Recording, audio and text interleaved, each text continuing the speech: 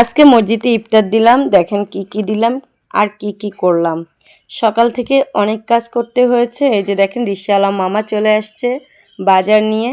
যেহেতু আমরা বাসায় কিছুই বানাই না, শুধুমাত্র ভুট্টা ভাজি করেছি আর সব কিছু বাজার থেকে নিয়ে এসছে। হ্যালো এভরিওয়ান, আসসালামু আলাইকুম। সবাইকে অনেক অনেক রমজান মোবারক। তো সবাই কেমন আছেন? আল্লাহর রহমতে আমিও ভালো আছি।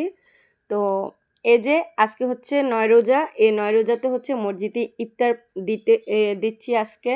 তো এই যে দেখেন এখন হচ্ছে রিক্সায় করে ইফতারের যে ফলমূলগুলো আছে, তারপর যে আলুর চপ, বেগনি, এগুলো হচ্ছে রিক্সায় করে পাঠিয়েছে, কারণ এগুলো কোনোটাই আমরা বাসায় বানাই না। তো যাই হোক, এখানে হচ্ছে সব কিছু কাটাকাটি করে নিচ্ছি।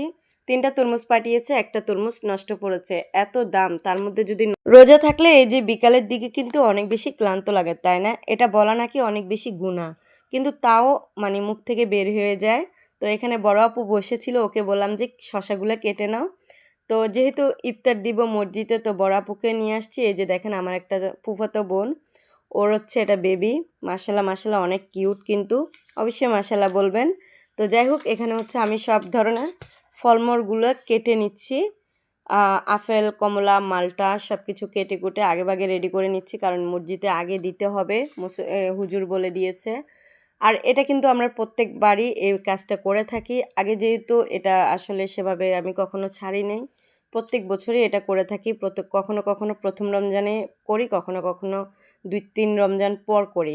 তো যাই হোক, এবারেও সেটাই করছি। আর এটা আমাদের বাড়ির পাশে খুব মানে আমাদের নিজস্ব বলতে পারে একটা মসজিদ। এখানে ৩৫ জন পড়ে, ৪০ জন পড়ে, ৫০ জন পড়ে, এরকমই মুসল্লি হয়। এর বেশি কিন্তু মুসল্লি হয় না। তো আমরা হচ্ছে আজকে ৫০ জনের আইটেম করতেছি, কারণ একদম মানে অনেক সময় দেখা যায় কি, অনেকে বলে যে আজকে আমরা দিয়েছি, এটা খাওয়া যায় না। কিন্তু আমরা যতবারই দিই ততবারই মাশাল্লাহ মাশাল্লাহ আম ওগুলা মানুষ যারা না যাওয়ার তারাও কিন্তু আসে, ভীষণ ভালো লাগে। যাই হোক, এই তো এখানে হচ্ছে ৫০টা দধি এনেছে, আর এখানে আলুর চপ, বেগুনি নিয়ে ভাইয়া কিন্তু আবার একদম সবাই লাস্টে বাইকে করে আসছে। ওটা আর আসলে ফুটেক্সটা নেওয়া হয়নি। আর এই যে দেখেন, এগুলো কিন্তু সব কিছু মসজিদে নিয়ে চলে গেছে। এখন হচ্ছে মসজিদে ছেলেরা কিংবা সবাই মিলে এগুলাকে রেডি করতেছে। তো আমি আমার ছেলেকে বললাম যে আমাদের মসজিদটা একটু ভিডিও করে আনিস। দেখেন মসজিদটা কিন্তু অনেক সুন্দর, এখনও কাজ চলতেছে। এগুলো হচ্ছে পিচ্চি বাহিনীগুলো। মাশাল্লাহ মাশাল্লাহ, আমাদের মসজিদটা কিন্তু ভীষণ সুন্দর হয়েছে। এটা কিন্তু সুন্দর করে কাজ করতেছে, এখনও অনেক কাজ বাকি। তো এই তো সবাই মিলে তো আপনাদের সকলের আমাদের বাসায় আজকে ইফতারের দাওয়াত। সবাই ভালো থাকবেন, সুস্থ থাকবেন, নিজেদের খেয়াল রাখবেন।